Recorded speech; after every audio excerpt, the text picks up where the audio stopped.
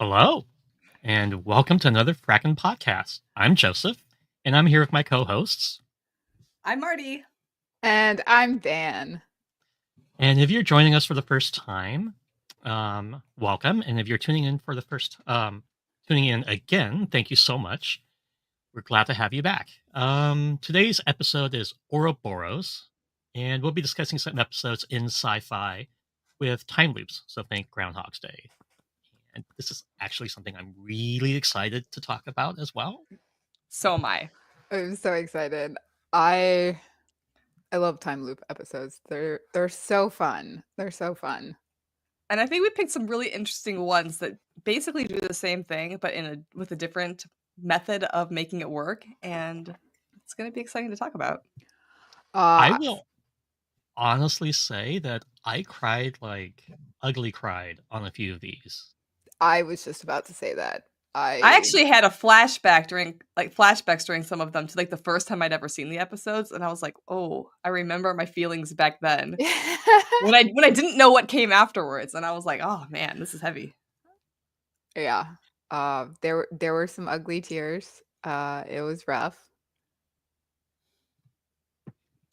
Definitely. 10 out of 10 would do it again, though. Yeah, absolutely. I mean, totally. And there are definitely more sci-fi series that do these kinds of episodes that you could totally talk about. So, yeah. I thought about throwing in. There's a Supernatural episode, but then I was like, The Supernatural episode was good. I almost added it. There's a Buffy episode that I was almost going to say the Buffy episode is the one I was so good. It's so good. We've been leaning pretty heavy into science fiction, so I was like, maybe less Supernatural, but maybe we'll do a fun Supernatural type episode closer to Halloween. I know we did villains last year. That'll give me a chance to actually watch Supernatural, because I am sadly one of those people that watched the first episode a million years ago and then never got any further. What? I've never seen Supernatural. I got distracted, and you have a decade to catch up. I was like 9 or 10 seasons. I know. When I got distracted. That's the problem is by the time I kind of got to the point where I was hearing things about the show where I thought, oh, now it sounds like the show is my vibe. They were already like 7 seasons in. I'm like, man, that's a lot to catch up on. It's a lot to catch up on. Yeah, it is. I got bored during I think it was like Leviathan storyline that happens like 9 or 10 seasons in, and my brother kept telling me, you gotta push through that, I'm like, but I can't, and then I got distracted. So the funny thing about Supernatural is that like my sisters are not really big sci-fi fantasy nerds. Like, I think my one sister, like her biggest like sci-fi fantasy claim to fame was like her Twilight phase, right? And when they both started getting into Supernatural, I thought that was a sure sign that it absolutely wasn't for me. And I just think that like it hadn't gotten to like the me level yet. I'm probably somebody who would love the later seasons. It's kind of the vibe I'm getting from Supernatural fans, but I don't know. We'll have to see. I guess I'll have to try it. It's good stuff. It's good stuff. I love the first few seasons because they have that very Monster of the Week feel. Yeah. Like new monster traveling the country. That's my favorite part of the entire series. But the dynamics between the brothers is fascinating, and as a writer, you would truly love some of the things that they do plot wise. It's funny you say that. The relationship between them. Honestly, would be the one reason why I would really be curious to watch it, because you don't usually see sibling dynamics in TV shows. Like that's not common, because it's common to have a show where like you've got the two characters that'll probably eventually end up together. So to have two characters that are like related, I think it's an interesting dynamic to explore, especially if you have siblings yourself and you know what it's like to. There's so many dynamics there. As a sibling, it's good. It's good stuff. It's good stuff. Yeah, I think the best and the worst thing about Supernatural is that nobody ends up with anybody. That's like big spoiler, but yeah. Well, I mean, I've heard about the sort of relationship that doesn't happen. Yeah. Yeah. But But okay, we are so distracted. what's So our first episode? What are we talking about first? first, we are talking about TNG Cause and Effect, Season 5, Episode 18. Thank you, Van, for being organized. Yes. You're Um, welcome. You're welcome. I And I have to say, we have a few Star Trek episodes that we're going to talk about. I think this one is my favorite of the three. This one made me ugly cry at a weird part. Most of them I was like ugly crying for like the characters we were following throughout the episode. And I, as attached as I am to the TNG cast, I was like, okay, they got out of it. That's great. Good for them. But I cried for this crew who had Yeah. been stuck for like 80 years And and didn't had realize no it. idea. oh my god, I And didn't even I'm think about like, that. Yeah. are you kidding me? They're just now running around like obviously they have to just go back to Earth and then like relearn things, because like we see in Discovery, when the crew gets like flung forward in time, Yeah. they have to relearn all sorts of things. So like at least they knew that they were going to go forward in time. Like this crew had no idea that they were stuck in a time loop for 80 years. One of my favorite things about this episode and about a lot of these episodes is that in order to make the time loop work in a story is you have to very carefully choose which character is kind of aware of the time loop. They're Hmm. kind of on the same level as the viewer. And I thought it was very interesting that for this episode, they chose Dr. Crusher as being the character who basically kind of figures it out. Because, you know, the crux, like the easy crutch would have been to choose Data, right? That he Right. notices that there's something wrong because technologically in a position to notice that the time isn't working. But to choose Dr. Crusher, and especially at this time in the TNG storyline where I felt like there was not, I don't want to say that there was mistrust of Dr. Crusher, but I felt like her character wasn't really being used as strongly as she could have been. And this is like a moment where we're trying to make her more prominent as an actual like productive character in the cast. I thought it was a very exciting choice to choose her as the one who starts noticing at the poker game and starts noticing the glass breaking, that something was going wrong. Because you would think Geordi or Data would be the logical choices for that, but Right. it wouldn't work then. It only worked because it was her. Yes. Or the thing that bothered me a little bit is that like Guinan is nowhere to be found. Yeah. And Well- Guinan's aware. It couldn't be there, right? Yeah. Yeah. Guinan's aware out of Yeah. anything that's outside of like normal with time. So but like that aside, you're right. I think I Crusher mean, was a- Guinan just had to not be on the ship at this point. Yeah. I assume she's not there every second. Or she knew it was going to work out. And so she Yeah. was like, I'll just let it go. Maybe she was doing like a Jack O'Neill, like we'll talk about Stargate later. Maybe she's just like learning a bunch of new things and having new conversations with people. Probably.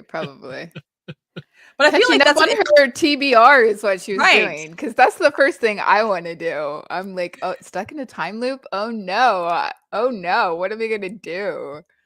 But I mean, I feel like that is like when you have storylines like that, that is the biggest problem, especially if you're set in like a sci-fi or fantasy universe, is like there's always one character who could obviously figure it out. And so the excitement for me was trying to figure out how do we make sure that that one character doesn't figure it out, right?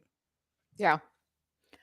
I thought this was very interesting. This is, I think, the only one, well, kind of the only one where the people are in no way aware that they're in a time loop. Most of the time, you have at least one person who is aware and reliving it every time. And that Yeah. gives you a completely different yeah. like Yes. situation where they're aware. And I think we in X-Files, that one where she is aware like broke me. So we will talk Yeah. about that later. But yeah, them not really being aware. Also, my only problem with this entire episode is I thought that Data sent himself the stupidest message of all time.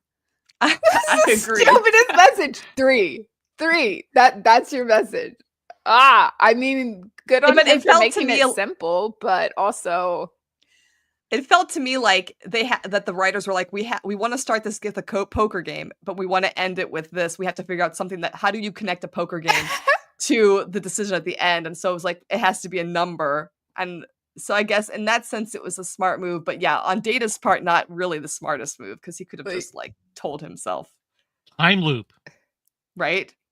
Like what I do like though is especially with the opening of the poker scene is we really get to see the personalities of the people at the poker table really well. And I think Worf in this episode was like so good. The comic relief. And I love it when this comic relief because I feel like that was very underutilized in TNG to make sure that he seemed very serious and strong, but this was fantastic how they did it with him. He's hilarious. I love him.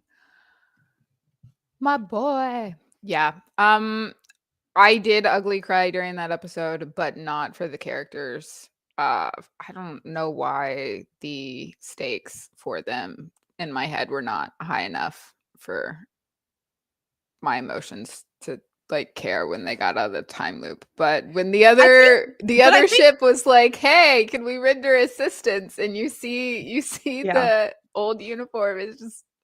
But I loved that at the end, and then seeing the old uniform in the new space, and then. But I think the emotional for me is the fact that we never really find out what happens to any of those people. No, we don't. You know, like I'm sure that there is like a pocketbook somewhere that discusses what happens to that crew, but like there has to episode wise we don't really get to find out what happens to them. I think that alone is an interesting story. It kind of reminds me of that episode. War. Yeah, it reminds me of that episode of the original series when they find the spacecraft with the people who paid to have their bodies like cryo frozen and shot into space, and the one guy is like a lawyer and he wants his money, and there's a young woman who just her husband did it and against her will, and she's now like 200 years in the future, and they like try to find her family for her. Like it made me think of that. Yeah.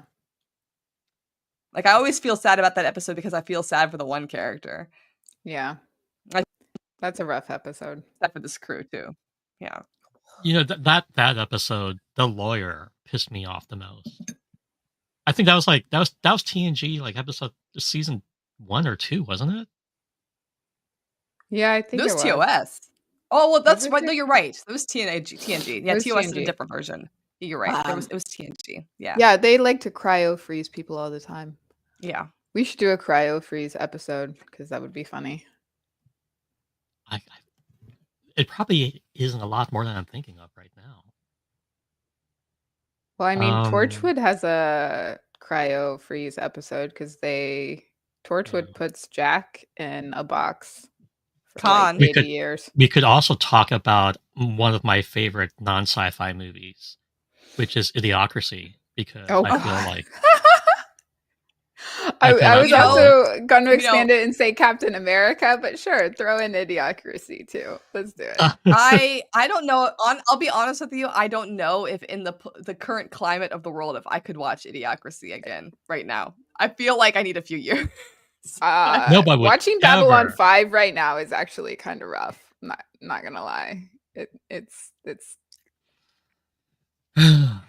Anyways, our next episode is Voyager Coda season 3 episode 15. Chakotay had some like amazing acting moments. Oh man, this episode hit me hard. Him just being destroyed, watching her die multiple times. Ooh. Yeah. You know, and I have to say that, you know, everybody talks about the episode where Chakotay and Janeway get trapped on the planet and they like build a life for them. They always count that episode as being episode why there should have been something more between the two of these characters. But the end of this episode, the very end, when everything is resolved and everything is fine and they're going back to normal, and Janeway is just like, let's go to the holodeck and like relive like this, like we're gonna go for a boat ride or something. And I was just like, I felt like that was like one of the few moments where we get to actually see Janeway be herself, like beyond being captain. And that really made me mad then that we didn't get to see something more between these characters. It doesn't have to be romantic, but something more like closer. Deeper. Whatever it We is. see the teeniest, tiniest little hints that they're very, very close Yeah. and adore each other, and very much are only not in a relationship because they're stranded in the Delta Quadrant and chain of command. I think But even beyond that, them I feel like they were afraid that audience members wouldn't accept it. But I think we're beyond that at this point. I think by the time we got to Voyager, we could have totally accepted a captain and the first officer like officially Yeah. being like, and then I okay, think so then change your first officer.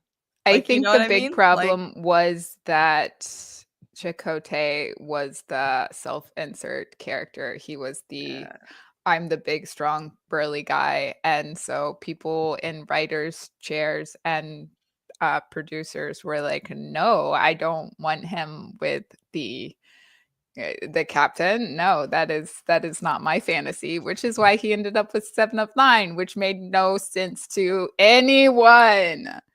nobody. Anybody who's a fan saw that and it's like, this is stupid. Right. I think This the only doesn't make person sense. that it made sense to was Rick Berman. That's the only person it made sense to. It made It was absolutely no somebody's sense. fantasy. That's And all I'm saying. It was somebody's fantasy. It was I'm sorry, Mrs. T, but I have to say this because I mentioned Rick Berman, but Oh, no. fuck Oh, Rick no. Berman. no, agreed. We all hate him. But this episode in particular, I liked this concept because I felt like the time loop idea has been done so many times, and it's really hard to do it differently. It's hard to do it without it being like the traditional somebody has a gadget that sends them back in time and lets you re-loop things. And I thought that the outcome of this episode was interesting. It bothers me that we never get to go back and figure out who else these people are doing this to. Right. Because I feel like that alone could have been a very interesting story. I did like how Janeway at the end was like, we've had near-death experiences documented. Like, it hasn't been these guys all the time. And then she was like, you know what? Actually, no, we're leaving them in the Delta Quadrant. This is a separate thing. Yeah. Because, like, she's like, I don't want to think about that. But what I an did interesting idea. Very interesting idea. But I did like in this that the time loop didn't restart in the exact same place every single time. She was restarting at a different spot sometimes. And I did like that. I was like, that's a little interesting. I liked different things are happening. I like too that this was a situation where the person or persons creating the time loop tries to when they realize it's not working and they're not getting their desired result, they try to interfere with their own time loop. And so then you have this figure of her father, which I thought was really exciting because you get all this character development from Janeway in this episode. Yes. When we believe that this is her father, as we believe that this is Admiral Janeway, we think, oh my gosh, we're seeing so much of her character and who she was before Voyager ended up in the Delta Quadrant. And all the stuff about herself that we didn't know, and all of her fears and her wishes, only to find out that this is somebody impersonating her father. Which is so creepy. It is creepy, but like, this episode to me, it follows like thriller genre rules. Because it builds you up and then it gives you that twist at the end. And I liked that. It was a good episode. I liked it a lot. Yeah. I thought it was very fascinating. The scene where Tuvok is making his little diary for the day and saying that, like, after he and Kes meet and finally accept that, like, Janeway's not there anymore, that made me bawl. I was bawling my eyes out because, like, Tuvok, I love him so much, but like Janeway is like his best friend. Like, the relationship they have is incredible. And to hear him like say it almost like so emotionally. Yeah. And we get this interesting dynamic with Kes too. This is kind of like where we first start seeing like Kes's abilities really kind of coming into play and her relationship with Tuvok as she tries to like hone her mental abilities. But for me, like the scariest moment in this episode was when the doctor was basically like, well, we just got to end you. I'm just going to put you out of your misery. That was hard. Yeah. What? The way that Picardo delivers that line, was just stroke of genius, because it was in character at the same time being so completely out of character, Yes. right? As it's supposed to be. But so, it was freaky. I mean, I feel like Janeway should have realized that there were aliens controlling her brain at that point, because like, no. But it kind of made me wonder, like, you know, like I love that premise at the end, like you said, about her wondering, are there like these near-death experiences, or are people just experiencing this moment with these aliens?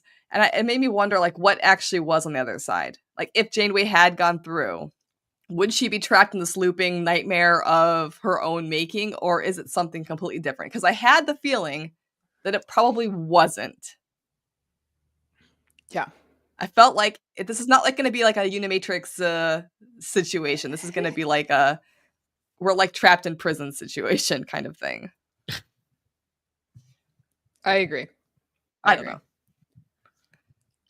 Like, I'm going to be completely honest on this episode. It wasn't one of my favorite ones of Voyager, just because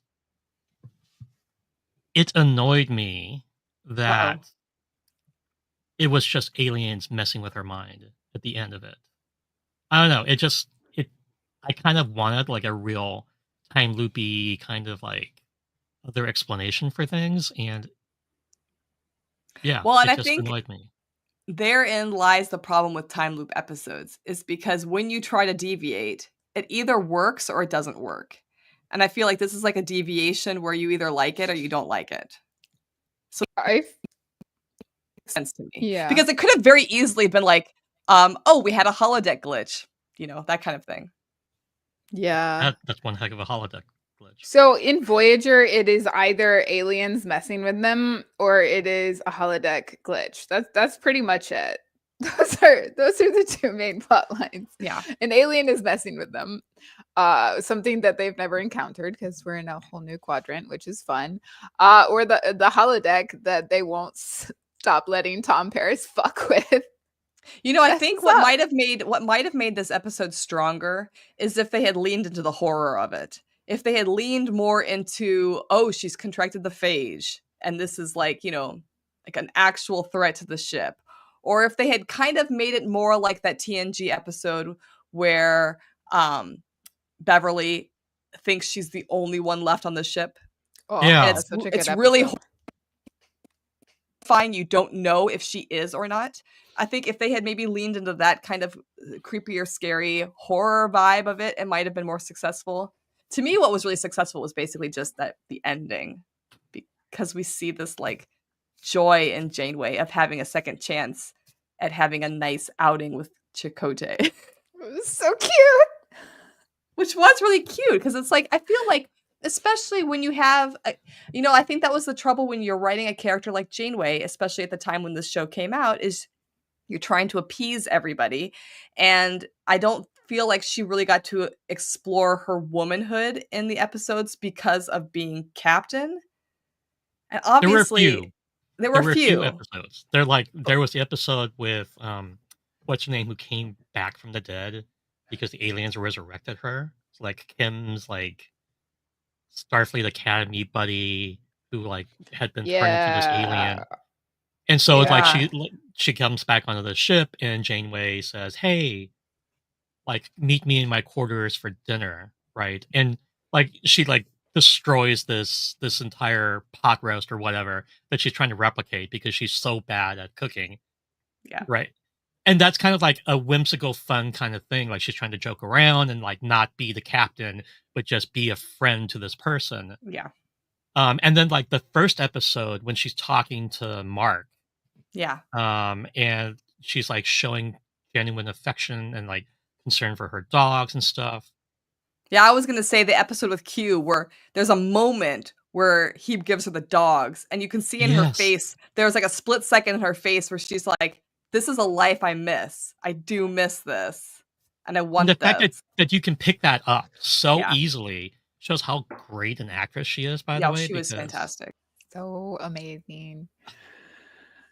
but you're right. But I that's wish why we the had end more. of this episode really hit me more, because it was like, oh, Janeway likes to go on boat rides. I mean, that's not like, something that you get to explore very much in her No. stories.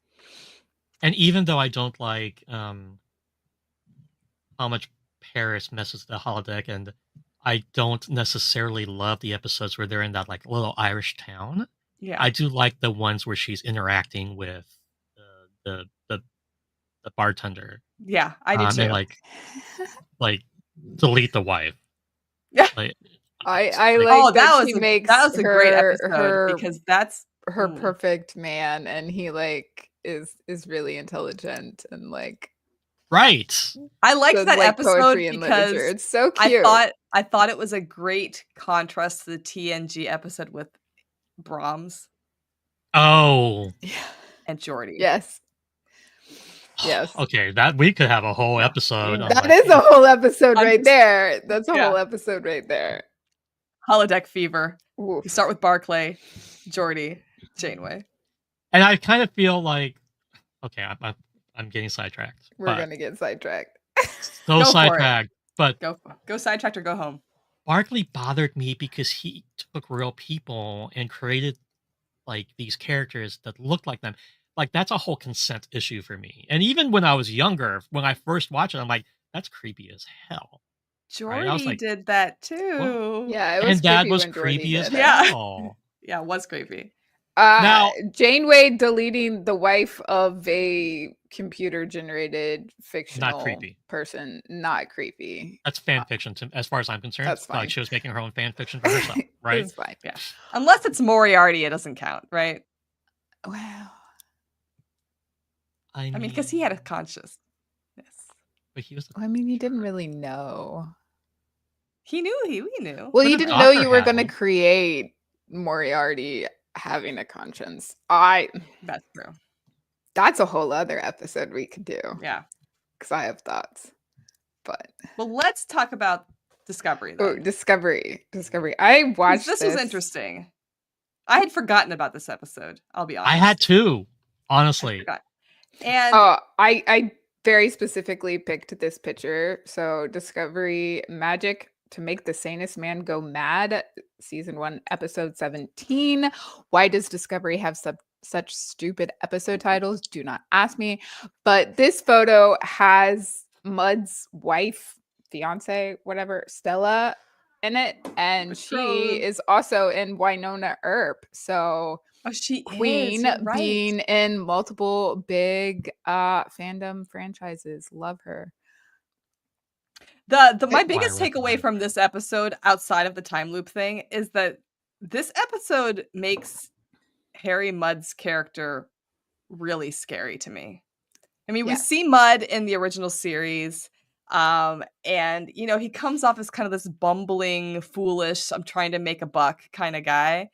But this episode, I mean, he's a villain. He's scary. And they kind of tried to like play off, oh, he's not so bad at the end by like, yeah, we're gonna let him go away with his betrothed or whatever. It's a punishment for him.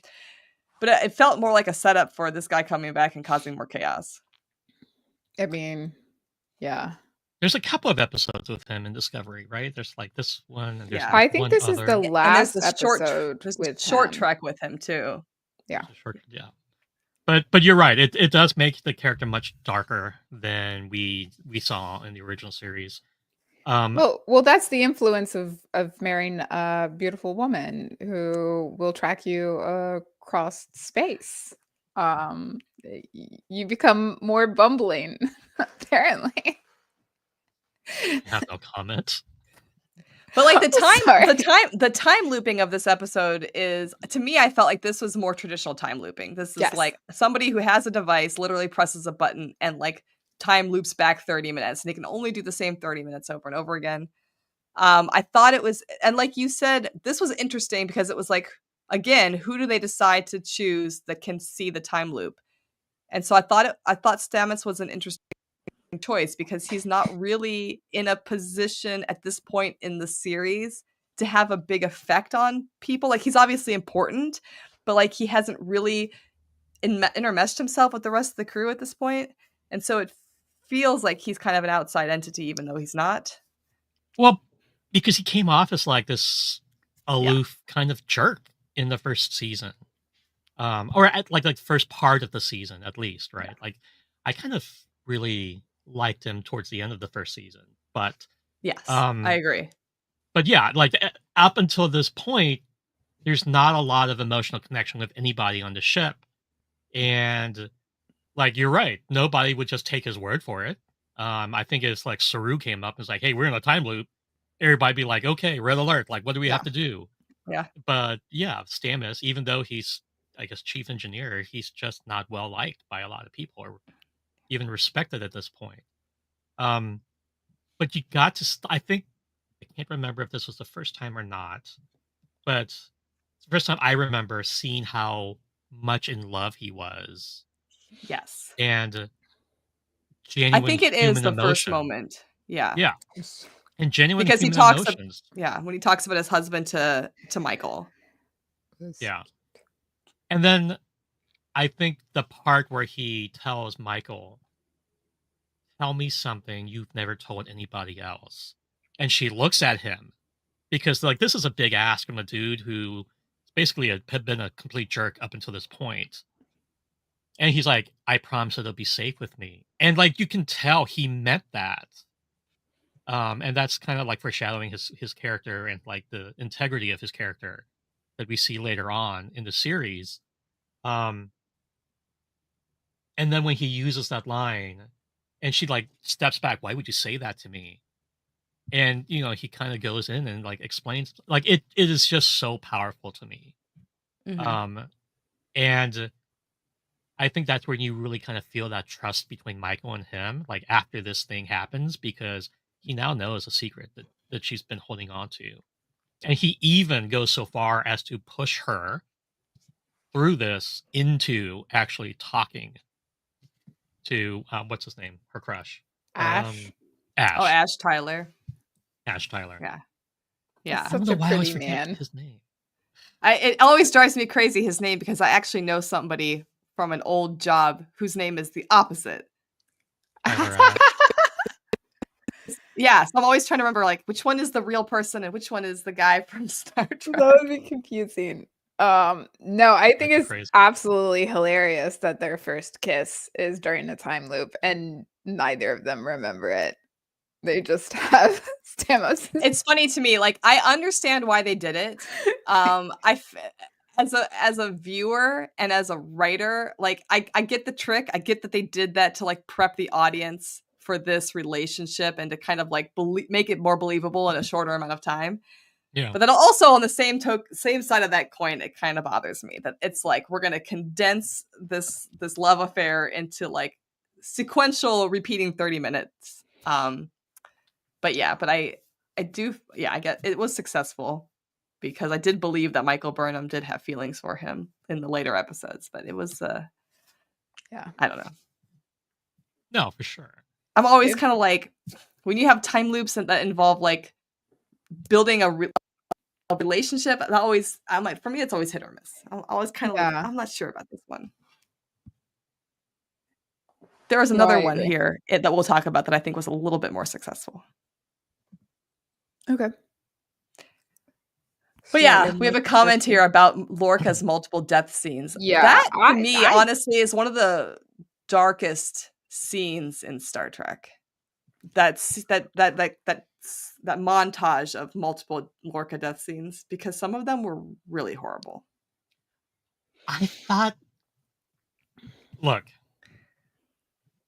But of course, he's Lorca also really basically horrible. sent this guy to prison, and like it's just one of those things that I thought it was fun only because it's like the thing that it's the thing that goes through your head. Like, oh, this person has like wronged me. Like, if I had no morals and no repercussions, what would I do? Yeah. Like, at the end of the day, Mudd knew like he was just going to reset the timeline, so it didn't matter. right? But it's almost like therapy for him. It didn't matter, but at the same time it did, because they're It did. showing us that Mud is capable of doing this, which means he's capable of doing it and not resetting it, which is what we know he wants to do. Eventually he's gonna like do it and not reset it and sell the ship. Right. Yeah. And that was So dark. on that And same so- vein, how hilarious, and by hilarious I mean how dark is it that Burnham Exactly. only has the memory of this singular 30-minute time loop, knows time is running out, and then kills herself Yeah. to force him to restart it. I mean, she's like banked everything on the fact that he would want more money over revenge for Lorca. I mean, that's a big ask. That's a big She's guess. like, I bet he wants money, and I have made myself so appealing. I want it restarted. And I'm just like, and then he restarts it. Like he's got control of the ship. I mean, and he restarts that it. was probably the best storytelling moment in the episode for me. But at the same time, it was also, and this is why, it's because you're like, oh well, would he really do that? Like, I mean, obviously we know that the character is like dumb enough to fall for it, because we've seen him in TOS fall for some similar, even easier tricks. Why wouldn't he though? He's got in his head infinite restarts and he knows everything. He's arrogant enough to be like, yeah, fine, I'll just restart it.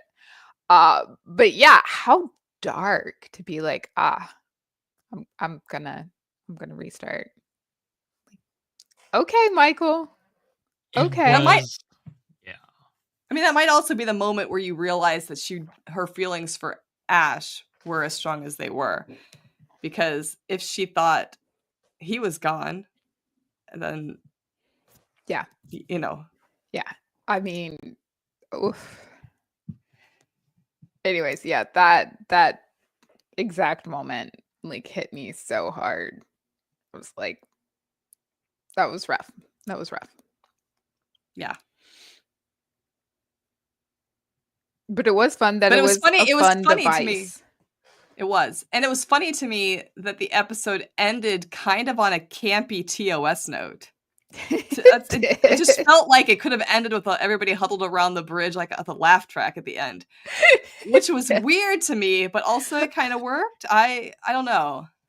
The ending is so funny. We're just gonna deliver you to your fiance, and then you're not our problem anymore. Right.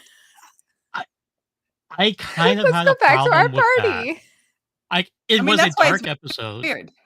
Yeah. I thought it gave more depth to the Harry Mudd character. It made you realize what a big villain he was. But then, like, immediately we go, but we're just going to hand you over to, like, your wife. Instead of, like, sending him off to prison for rehabilitation or whatever. Or for all these things that he's just done. It felt so out. It just felt so out of character for the episode. Right. I felt like they just, for the episode. I think they were just trying to look for a way to make sure the character was out there in the universe so that he could reappear. It was a very TOS feeling episode because you have plot, happy ending. And I have laughed hysterically at so many TOS episodes because that's exactly how it is. You know, there's just all this plot, and then we're gonna put a happy bow at the end. Everybody's happy. It's just okay, sure. That's what happened. it worked. It worked. It just, but you're right. The TOS did that a lot. Yes. The ending would just be like Spock and Bones making some comment to each other and everybody laughing. So it's most of their endings were just like, oh, we're gonna wrap this up in 30 seconds, and then Spock and Bones says gonna have a funny thing in the background, laughs. And Kirk's gonna like be like, doe-eyed laugh at them. Look at my boys. Look at my boys having fun with each other. Anyways. That's the three episodes. That's an episode. No, that is an episode. We can do that anytime. That's our 3 Star Trek episodes that we picked. I think they And all did it completely differently. they Mhm. did, which I love. I love that Yes. they were completely different. Yes. Um, okay, so moving on to the next Moving fandom. on to our next one. I bawled hysterically multiple times Oh my watching god. this episode.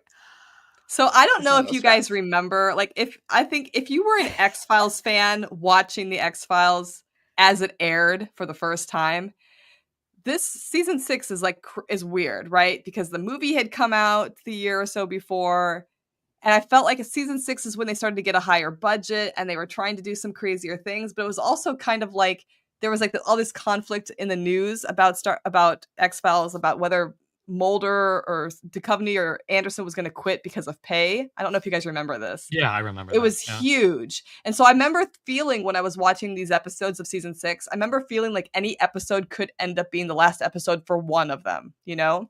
And when it came to this episode, this truly felt to me watching it for the first time, like this could be the way that they either get rid of Mulder or they get rid of Scully permanently. And so I remember watching this for the first time really anxious, thinking, oh my gosh, there's not going to be an ending where they both survive this. Like, Oof. I remember Oof. thinking, like, this is how one of them gets out of their contract. Like, it Oh. scared me. It scared me. And then the fact that the whole episode is told from the point of view, essentially, of this young woman who is not a main cast character, that she is the one that remembers the time loop, made that idea even more probable in my head. And so I was just like, oh no. But I think So that's why if this anyone episode listening worked. doesn't know which episode we're talking about, it's X-Files Monday, season 6, episode 14. Um, yeah, I did not watch it as it was coming out, so I don't have that like very emotional memory, but I would was be tense. like on the edge of my seat, I biting remember, my like, nails because people are on the forums as it's airing, like, oh my god, one of them is going to die. We're not going to see them again. Like, well, they both die. I mean, they do They both both die. die, and it is emotional, and you get to see that play out, how like heartbroken they both are over the other. Mhm. Like it is very, very emotional. They both did fantastic acting in this episode. And I think this episode only works because we have an outsider as like the point of view character, really, the one who remembers the time loop.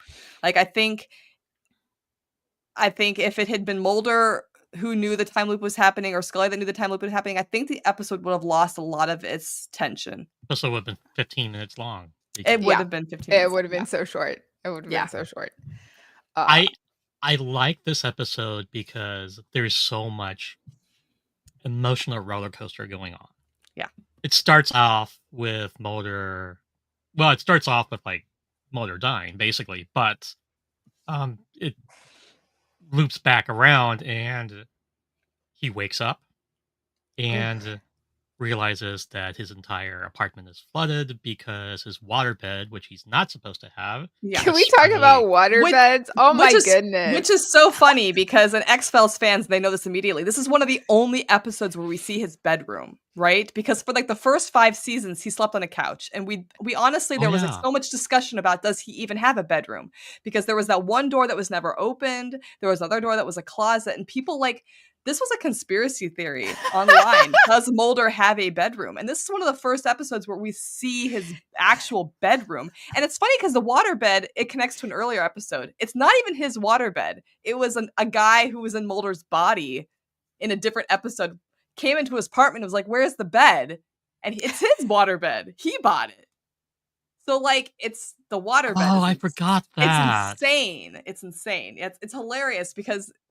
yeah, it's breaking apart around him, and it's not even his, but it is his. You know, he's stuck with it. That's so funny. So him trying to like explain it to the person on the phone, it's hilarious to me. I completely forgot that context when I did this rewatch. Yeah, And that makes it even funnier to me now. But So hilarious.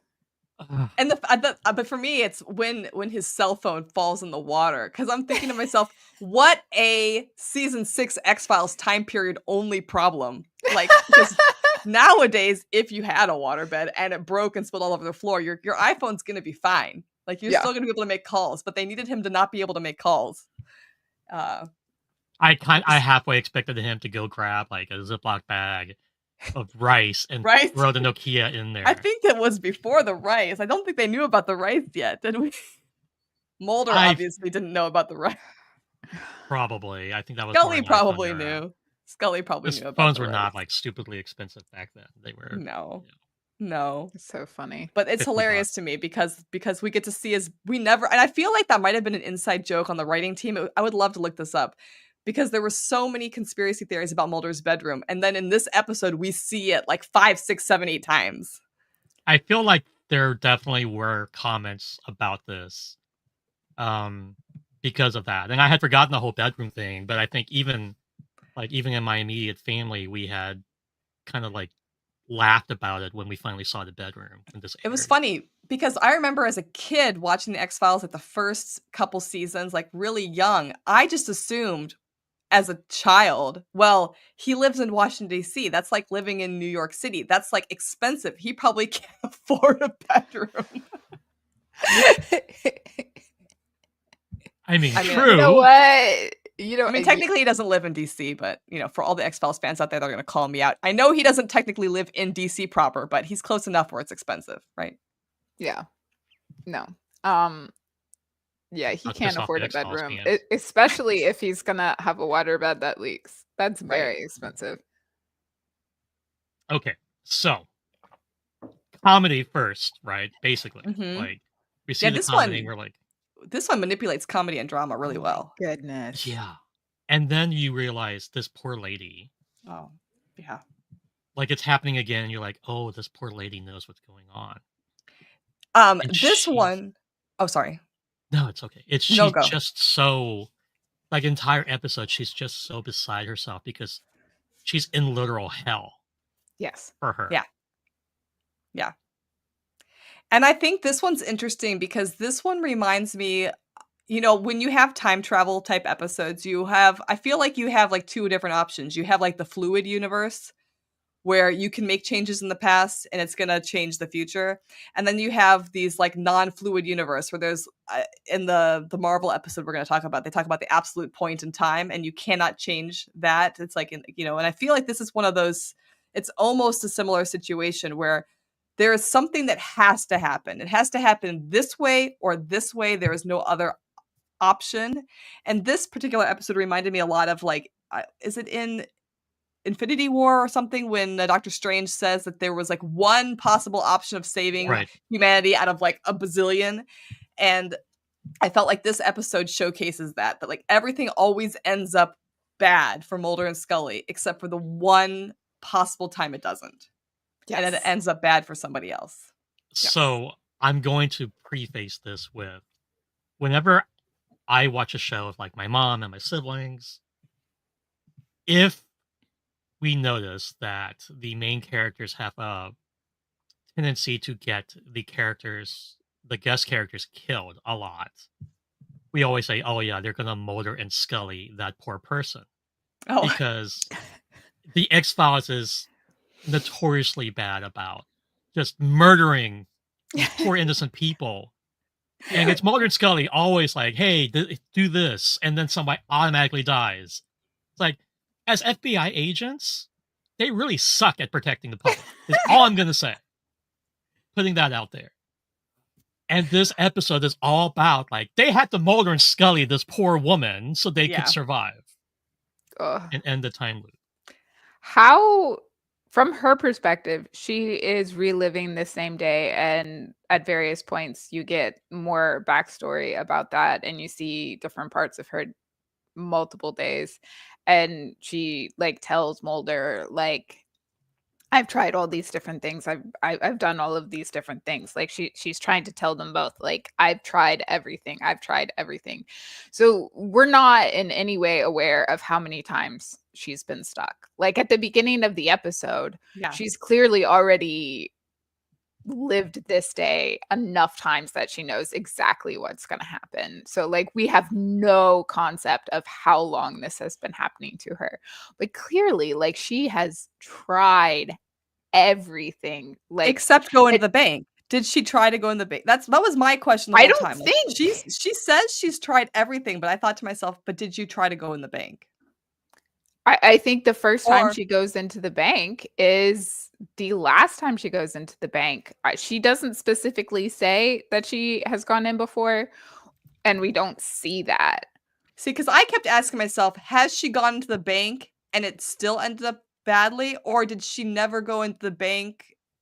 Did she never go into the bank, or did she need Mulder to know and go into the bank with her? You know what I mean? Like, Yeah.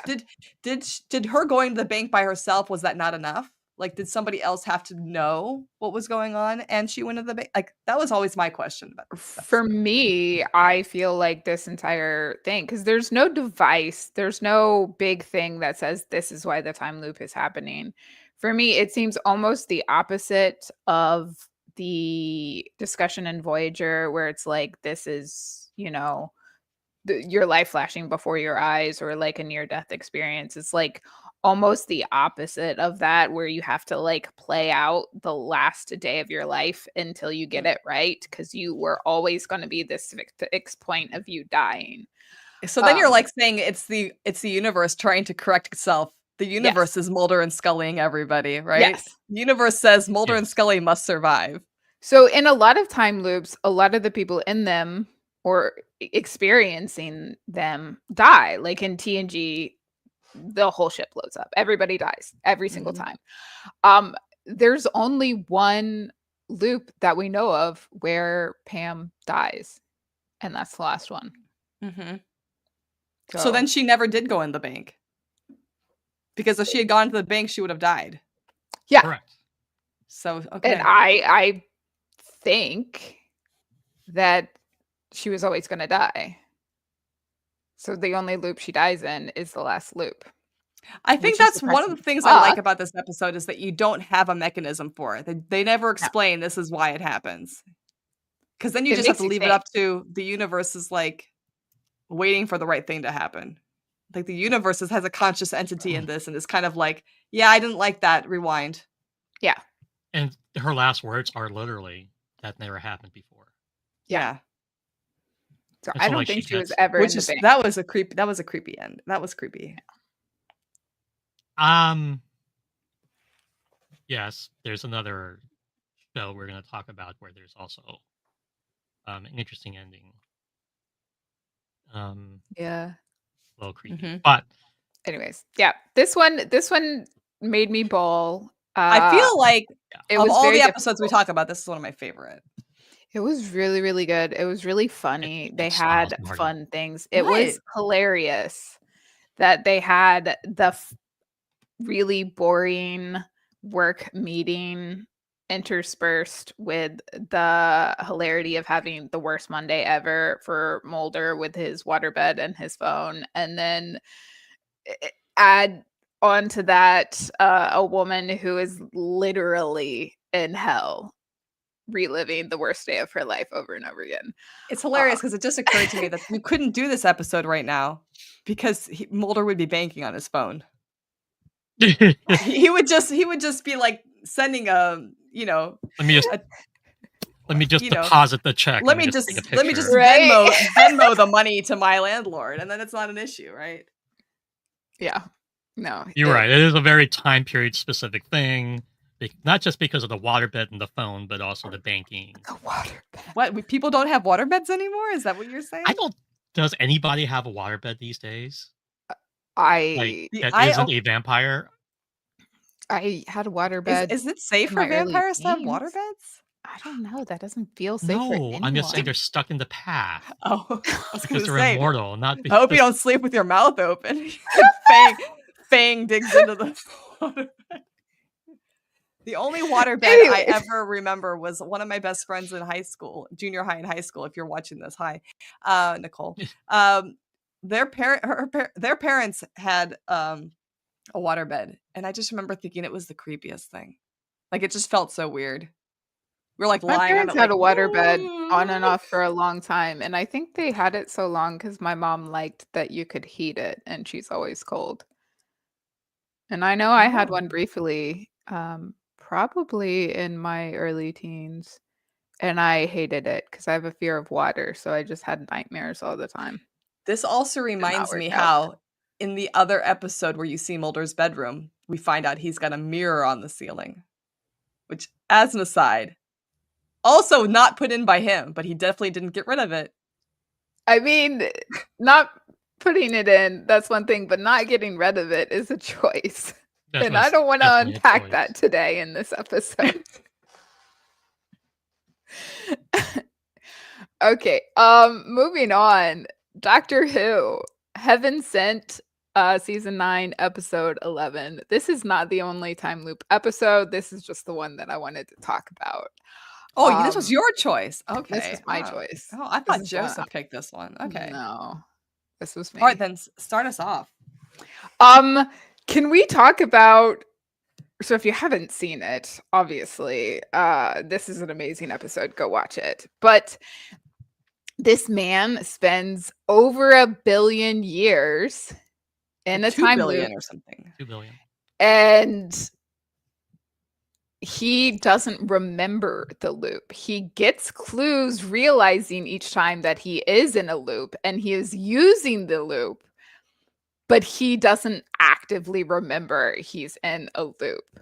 And he actively chooses to kill himself at the end of the loop so he can teleport himself back in and continue the loop for 2 billion fucking years. And it's wild to me because, like, as you're going through the episode, you realize, like, he goes up to this wall that's harder than diamond, and he punches it. Yes. And so he's spending 2 billion years punching a wall to get out of the loop. I have to give them Punching credit. a wall and killing himself to get out of the loop. The sound that they use, the sound effect they used for him punching the wall, it actually hurt my hand because it really did sound like somebody hitting I don't know if anybody else has ever hit a wall before. It sounds just like that. I have seen people hit Not walls. on I have not hit purpose. a wall. But yeah, no, the sound effect was way too realistic. I was not loving that one. Thank you very much. They estimated it was 6 billion years. Okay. So I want to say something that I noticed in this episode. Oh, 6 billion. Oh my gosh. So okay, so I will fully admit billions of years to not tell one secret. I will fully admit that I never got to this far in 12's journey. I got about halfway through or something. So I had never seen this episode before. So while I was watching it, I was like conscious of the fact that there were some things coming before this and some important things coming after this that I didn't realize. But what struck me were the skulls, right? Because I felt like at the end of the episode or close to the end of the episode, I think we're meant to believe that the skulls are him, right? It's all of the times that he has like basically offed himself to restart the loop. But simultaneously, I felt like the skulls were also kind of symbolic of all of the people he's left behind, all of his companions that he's lost, everybody else that's been on this journey with him that he no longer has with him. And I felt like that because of the fact that they had Clara in this episode, the way that they did. It made me feel like the skulls were not just him. I mean, we know that they're just him, but I felt like they were also everybody he's lost. And that hit me hard. Well, I mean, he lost his entire civilization at one point. Yeah. And so he feels personally responsible for that as well, even though, like, Time Pocket and they get to come back. But, like, he's had all of this guilt over the Time War. He's had all of this guilt over, like you said, leaving people behind. And look, I love Peter Capaldi as the Doctor. I thought his acting was above par. And this episode really highlights it because he's literally alone. talking to nobody else. Yeah. I mean, this felt like a one-man stage play. Yes. Yeah. Which is very hard to do. Very hard to do. Just the emotions throughout the episode. Like, and the way, look, I don't love Moffat for a lot of reasons. But I feel like the directing on this episode, the writing on this episode, the acting on this episode were like peak Doctor Who, just perfection. Yeah. And I would say, honestly, this man should have got an award for this entire episode. Like, if sci-fi was as mainstream as everything else is, he would have gotten I feel some like sort of it nomination for did something. get Did it? I don't know. voted the best Doctor Who episode ever. Well, I'm saying like he should have won. Yeah, but it an feels like it should have been up for a Hugo Award or something. I feel like yeah, it should have gotten more recognition than that. It was beautifully shot. We talked about the sound being incredibly realistic. Like you are in the moment with him the whole time. The shots that they chose to use, like him at that giant table with his soup, like they were looping the same clips from slightly different angles or slightly different parts of the, like you knew we were repeating the same thing. Beautifully shot. Whoever sat down with that storyboard, iconic. Love you. But it was interesting to me because I'd never seen the episode. And you guys, I knew it was a time loop episode because it's on our time loop episode list. But as I'm watching, I'm like, where's the time loop? Where's the time loop? And then as soon as he comes out of the water for the first time and you see the extra pair of clothes hanging by the fire, to me, that was like oh man, there it is. He's done this before. And it was already, you weren't sure how many times he had done it before. I also like want to shout out to like the monster kind of creature in this episode. Did anybody else feel like, did anybody else have like a Muppet Christmas Carol flashback? Yes, I did. I know. Yes, that thing always scared me. But again, peak Doctor Who. It is. No budget, but terrifying.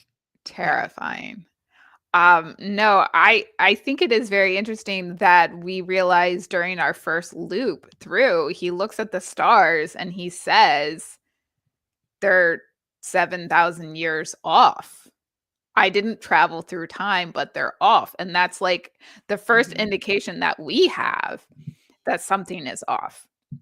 And so he, in his little Time Lord brain, has to be thinking, this doesn't make sense. What's happening? He's already 7,000 years into this loop before we see him for the first time, which makes sense when you see all the skulls in the water. But it's wild to me that that's how he's telling time at the end. Is the stars. Yeah. Is the stars. And I like this. Insane. I like this episode because it reminded me of how Doctor Who was so good as a series complete of combining the campy, but also the gruesomeness of this weird genre they've kind of created for themselves. Because there were moments in this, like when you see the skull with the electrodes on it, where you're like, that's dark, that's gruesome, that's horror. Like this is a horror episode, right? Yeah. But at the same time, there's always this weird level of camp, like that the creature following him looks like the Muppet character, and and it reminds you how very seamlessly Doctor Who does these episodes, where the episode before this might have been very silly and campy with lower level gore, and here is like a higher level gore, and the campy is like kind of in the undertone. I mean, I don't really know any other series that can pull that off like Doctor Who does. Doctor Who is Doctor Who, and I love them for it. I would like to say that this entire mechanism for the time loop is explained in the next episode, so I don't know if you watched into the next episode. I haven't, but now I feel like I have to go back and like where I ended with Capaldi. I have to. You should. Obviously, he is one of my favorites. Obviously, I know what happens to Clara because social media has destroyed that spoiler for me. So I knew that, but like I haven't actually seen that. I haven't seen that episode. No, it is worth it. But in the next episode, we realize that the Time Lords, his own. Well, I want to see Gallifrey because they wanted a confession from him, and he spent billions of years not telling them. I mean, that's beautiful storytelling right there. And if that were a book series, that would be amazing. Yeah. So in the next episode, there's a character and they're like, you literally let him spend billions of years in there being tortured. You're fucked up. Yeah. And they're like, well, he could have gotten out at any time. Like he could have released himself at any time just by confessing. And it's like, how horrible of you to literally know he was in there in a loop and spend billions of years in there for a confession. Like the level of like torture that is insane. And I think that based on that alone, he was justified in blowing up Gallifrey. I'm just saying. Spoilers, by the way. Just kidding. Spoilers, by the way. Like, ow. That's your No. own people. That's your own people that you. But again, like all of these time loop episodes, this is one we haven't seen it like this before. No, Where the different. protagonist takes this action at the end of every loop in order to continue it. And so that was a refreshing relook at this type of genre. It was well done. It was well done. I think they did it really well. This is a very new one in terms of some of the others that we are going to talk about. So it is refreshing that they were like able to find something that was new and shoot it so beautifully and do it so well. So one of my favorite time loop episodes ever. But yes, go back and watch all of Peter. He's got the angriest eyebrows. He does. But he's got the coolest coat. But he's also got some of the best lines in Doctor Who. He has so many good lines. And there's another episode where basically he's forcing like aliens and humans to realize that war is pointless. And that's a good one too. Just so incredibly powerful. Anytime they give him a speech, man. Well, I mean, he's a stage performer, right? He is, and so he. I think that's where Doctor Who excels, is because so many of the actors that they choose, they come from theater. Yes, they're used to this projection of self and character to the audience. You definitely see it in this episode for sure. Oh yeah, I love them. I mean, he just uses everything he has learned, right? He's like, you can see what an amazing craftsman he is, right? Yes. Okay. Moving on to something. Stargate. Window of Opportunity. Season 4, episode 6. One of my favorite things about this episode Fruit Loops is, well, the Fruit Loops are hilarious. But one of my favorite things is you have two characters that interact with each other that remember the loop. Technically 3, because the alien on the planet knows they're in a loop too. But you get two characters who get to work together. And they're the two characters that don't have the science skills and knowledge to fix it. Right. No. I mean, so that's what makes this one perfect. The montage of them learning from Daniel. Yeah. I'm sorry, I can't. I'm sorry. I distracted you. In the middle of your backswing. I'm sorry. But the other thing about this episode that I remember when I first watched it, I remember thinking at the end, it's also proof that Jack O'Neill as a character way smarter than he lets people know. Right? Oh yeah, like because he is capable of learning it. He learns the Latin by the time the end of the episode is around. You assume he knows Latin, right? He has to know this crazy. Not only understand this alien language, but be able to teach it to Daniel. So, here's the thing: he's a pilot. He's a combat pilot. He's very intelligent. He's very intelligent. Have to be intelligent. Like he just hides behind his sarcasm and his humor, right? Which we love him for. But I think sometimes they do that so often in these episodes, like at one after another, that you forget that he actually is a smart guy. You forget that he's the guy from the Stargate movie. Yeah, and the first few episodes of the first season, right, where he's a little bit more serious and a little bit more by the book before he like loosens up. Yeah. The other side of that is Teal'c is also extremely intelligent, and he has like a amazing grasp of not just being like a soldier for the gold, but like he can fix a hyperdrive, and that's true. Like he speaks multiple languages just like Daniel, and has a lot of like experience above and beyond normal humans, but he's just so quiet most of the time. Yeah. And obviously he's he's the muscle in the group, but also really, really smart. Mhm. And you see this in a few episodes where he's grasping alien languages or these advanced concepts and talking to Samantha or talking to Daniel about them. Um, and I feel like this episode really highlights both of them Mhm. being just as brilliant as the other two. I mean, the team doesn't work if they're not all smart, obviously, Right. tactically Yeah. and otherwise.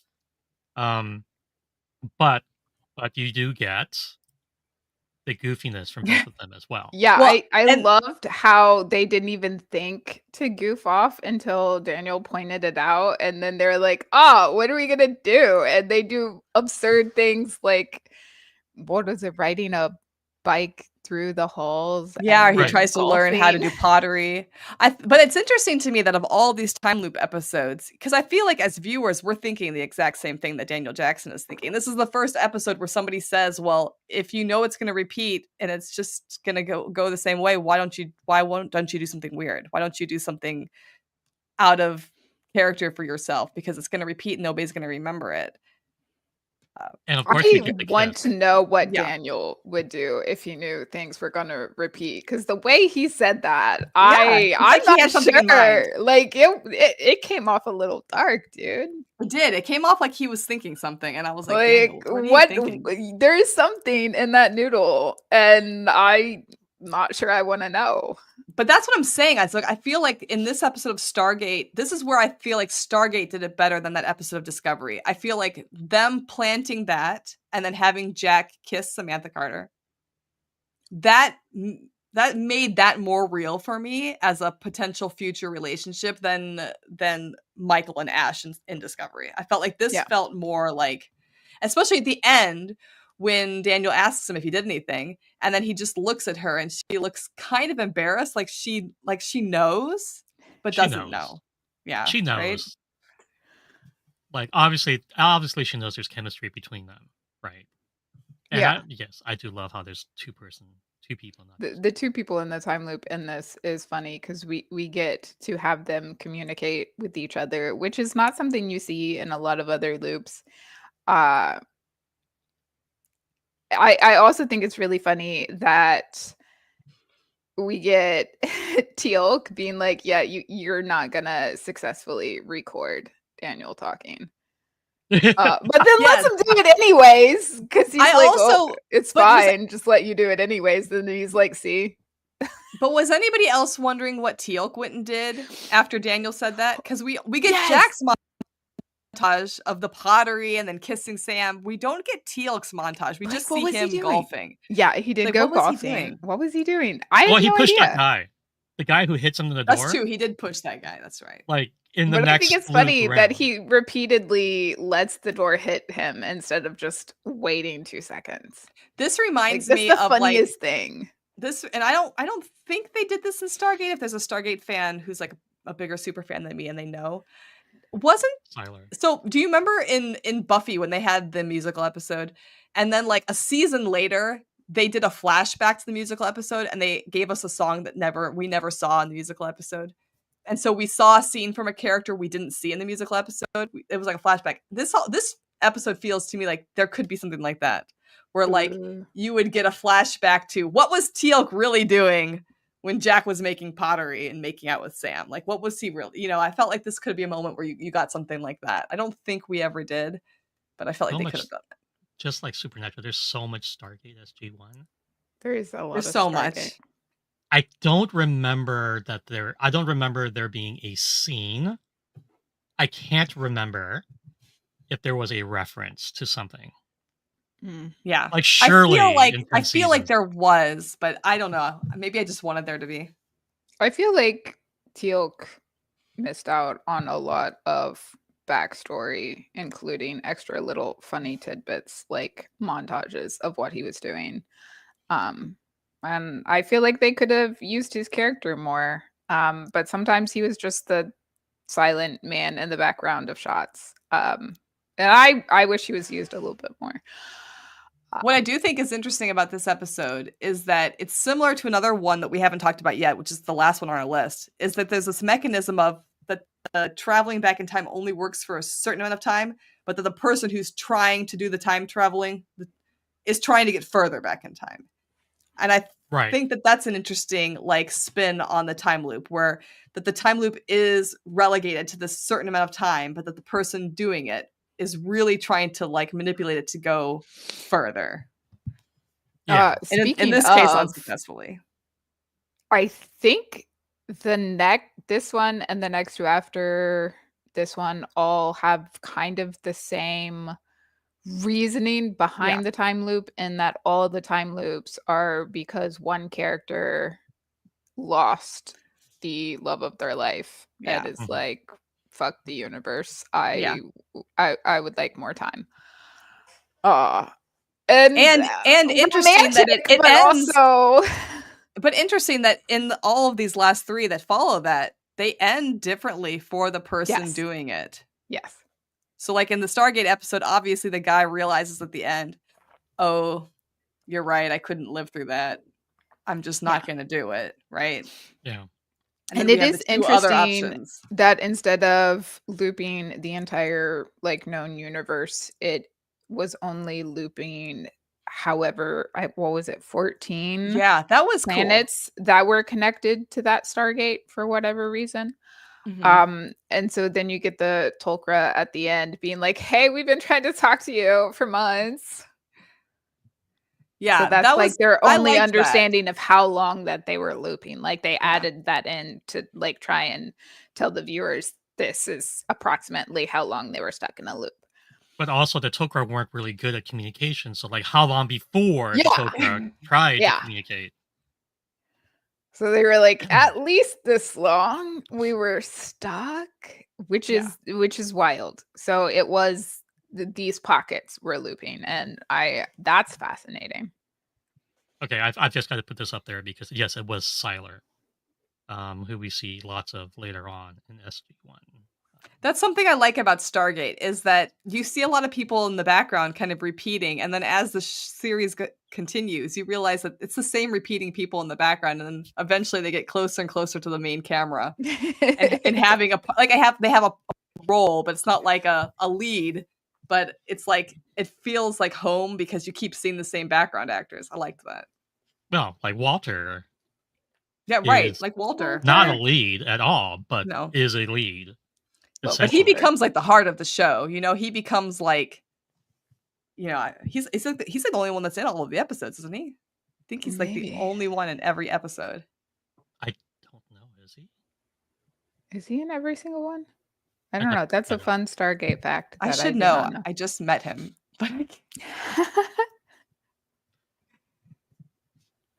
Very, very nice in real life. Good to hear. Okay. Recommend. Our next episode is from the Marvel What If series. Doctor Strange lost his heart instead of his hands. Season 1, really episode 4. This was a long one. This was a long one. This is one of the best What If episodes, I think. This is one of the best What If episodes. It is. It is so good. It's a wonderful. I feel like we get a really good delve into Doctor Strange and his character. I think it is interesting that when he hurts his hands versus when he has a broken heart, he ends up at the same place. Like Steven always becomes Doctor Strange. And I thought that was interesting, that he was still going to end up there. And then what he does with it is fascinating. But for this to work, he has to, in the universe where he doesn't hurt his hand, like in the universe he hurts his hands, he leaves the love of his life, and that's fine. Like he chooses his hands over the love of his life. But in the other universe, he loses the love of his life and still has his hands, but just like still gives everything up. And I'm like, why? This episode for me, this gave me what I wanted from Doctor Strange in the Multiverse of Madness. What I didn't get from that movie, I felt like this episode gave me, if that makes sense.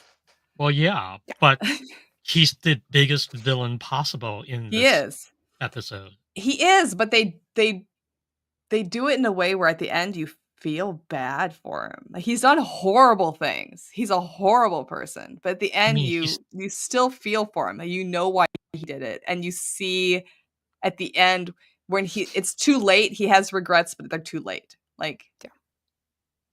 I don't know. I like that.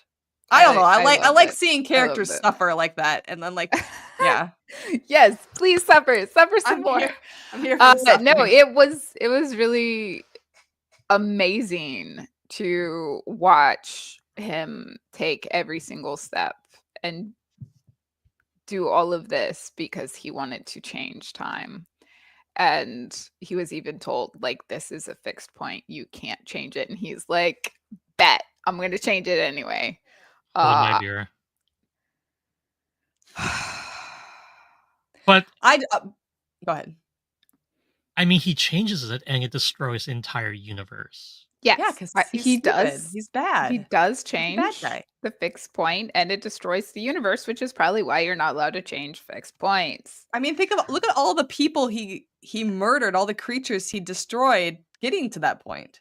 Even before he destroys his entire universe, he destroys all these creatures from other universes, right? Yes. I mean, awful. He's basically committed horrific acts of genocide. Yeah. Yes. For a pretty girl.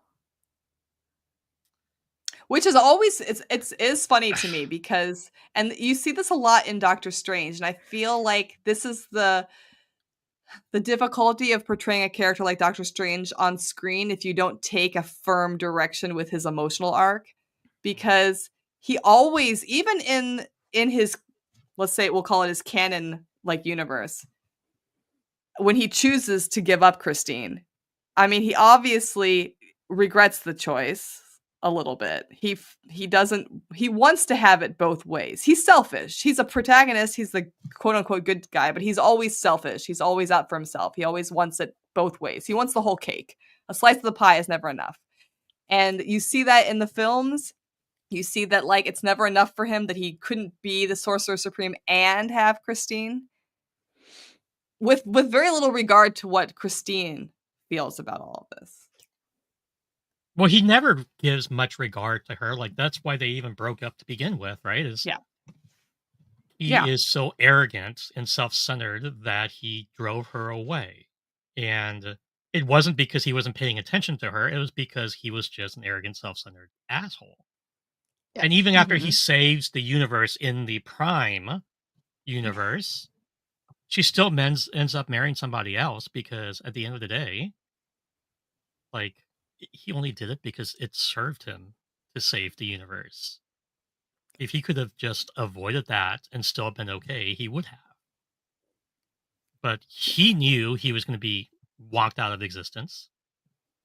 And he knew he had to set things on a path so that he could survive. And in the end game, he looks at Tony, basically telling him, you have to die. Yeah. He never makes the ultimate sacrifice. No. It's funny to me that for him, at least in the beginning, the ultimate sacrifice is his hands. And I'm like, because he's such a great surgeon. But, like, dude, other people could be great surgeons. Yeah. You're supposed to be the Sorcerer Supreme, or whatever. Every time I say Sorcerer Supreme, I feel like I'm ordering something at Taco Bell. Yeah. Sorry. You're supposed to be the Taco Supreme. I feel like I don't have enough sympathy for him at the end when he finally regrets it, because at the very, very end he does seem to regret it. But, like, how many times did he put himself through watching Christine die without being like, yeah, maybe I should just skip this? Like, he watched her. We only know the loops that we got clips of. But like we have to assume that he tried so many ways. I mean, to I assume change he had tried it as many times as Prime Universe tried to save the world, right? Yeah.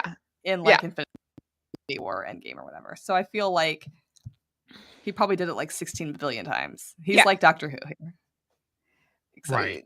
more He malicious. went through all of those times, and instead of being like, yeah, maybe this is just something that I have to accept, he's like, nah, I'm just gonna torture myself and keep watching her die over and over again, and then be like, nah, forget a fixed point. I'm gonna change the Yeah. entire universe because I cannot learn how to grieve. I'm so it is such a surgeon thing to do. Yeah. Like you have to have a certain level of God complex to be a surgeon. First off, you could not be a surgeon without, just a little God complex.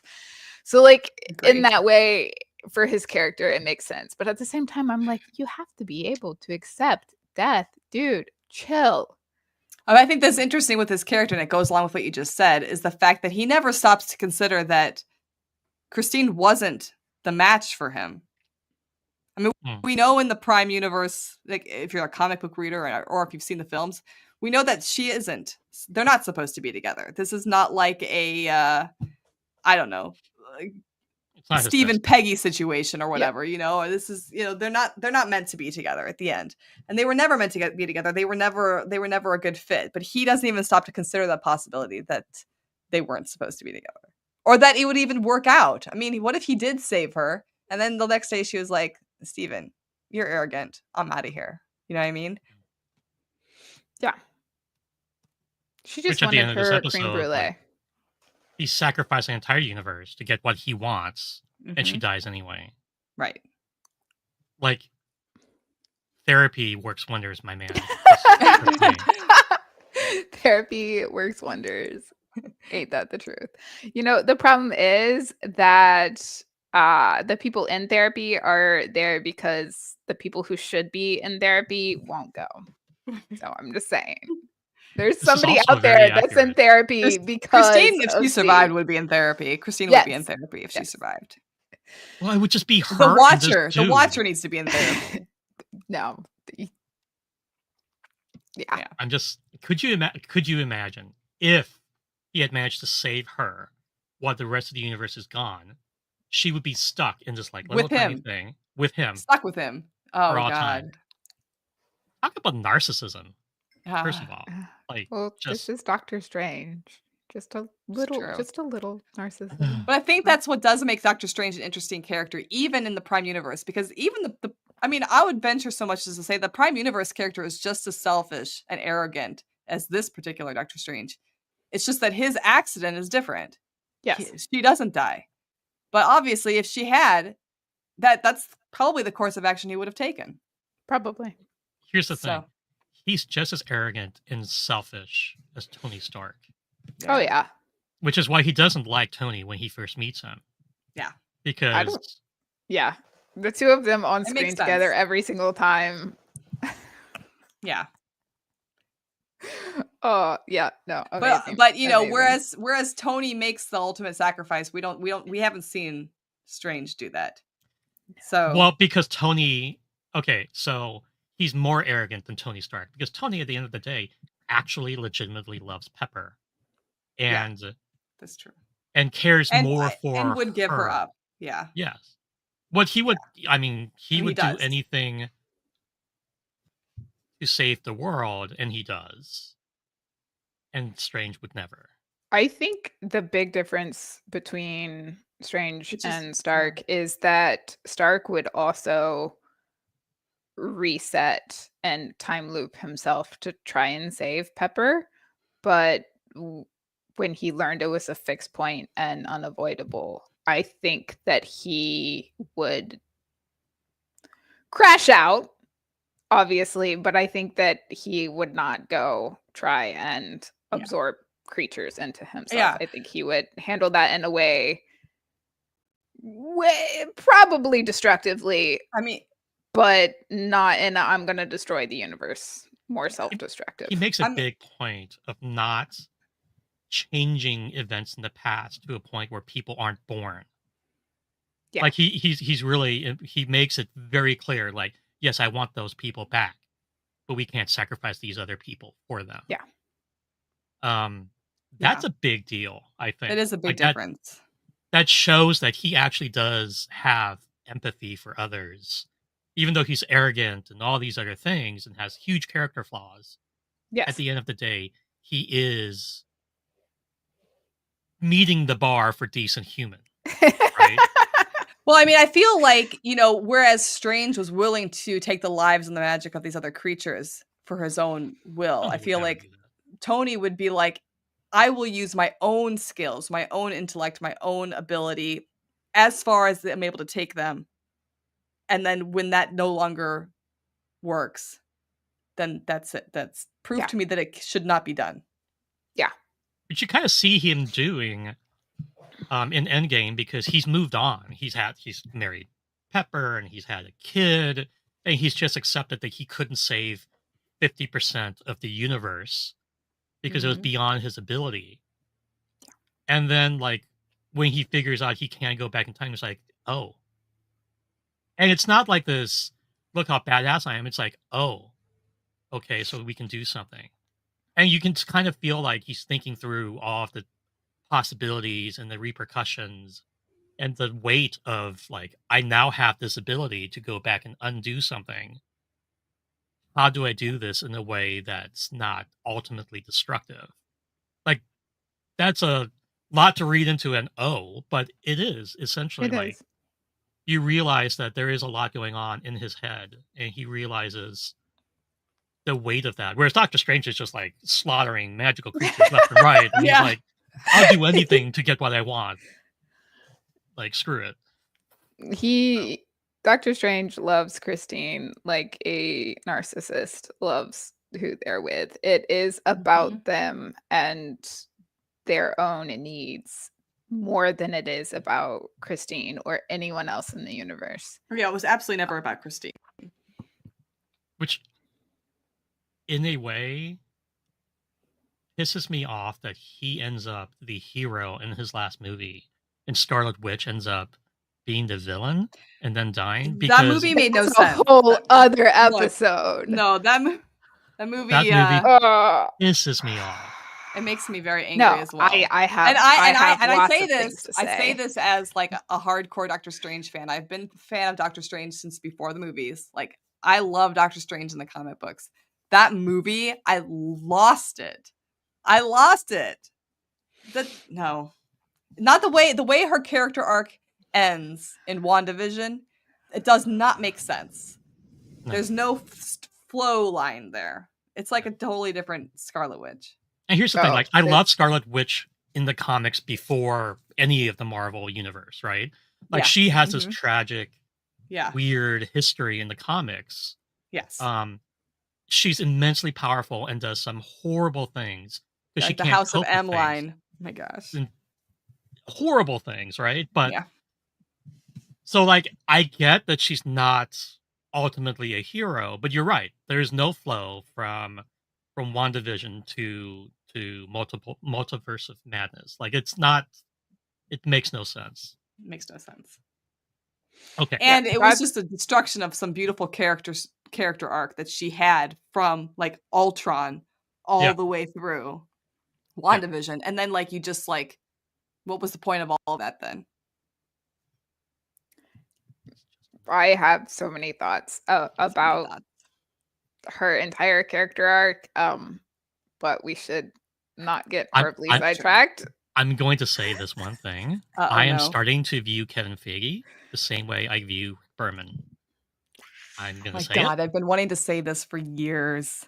Fuck. This is my biggest issue with the MCU right now. Kevin Feige is a asshole. I cannot. I'm struggling with the MCU because ever since they started like bringing out more like woman-centric films or films where the character is not Captain America or Tony Stark, or not Steve Rogers, I should say, Tony Stark, where the cast is no longer like that. It's just been a downward. Shang-Chi was good. It was great, and the other ones were good too, but but they're like not. like like The They're not Marvels, I just. thought The Marvels was a great film. I thought The Mhm. Marvels was a great film, and totally undeserving of the nonsense that it got, but, like, nobody stood up for them. No, Like, and they're just. and then There's they a just lack yeah, of. There's a lack of like there's a lack. advertising, There's a and lack there's of. just a lack. There's a lack. Okay. Oh, yeah, like Ironheart getting no advertisement, like, stop me. Jeez. Rah! Yeah. Okay. So many Time thoughts. loops. So many Ah. thoughts. Let's loop it back. Our last episode is Fringe, White Tulip season 2, episode 18. I did not watch this because none of my streaming services had it. So I did read the I found it wiki. through nefarious means. Well, your nefarious means are easier where you live. That's true. And I was lazy. And I I did bought the find somewhere episode. I could rent it, but I did not feel like doing it yesterday. I bought the episode on Apple, which whatever. But I couldn't even find it to buy. This was hard to find. I was surprised that this was so hard to find. That Um, is surprising. considering it was a pretty long running show for the time It that it is. came out. It is. So I've never watched any Fringe. I think maybe a scattered episode here or two, but it's not something that I sat down and watched whole seasons of. Um, but yeah, I should have just bought it. I think, so I'm going to but I say this: didn't. I love this show with a fiery passion because it filled the X-Files void for me.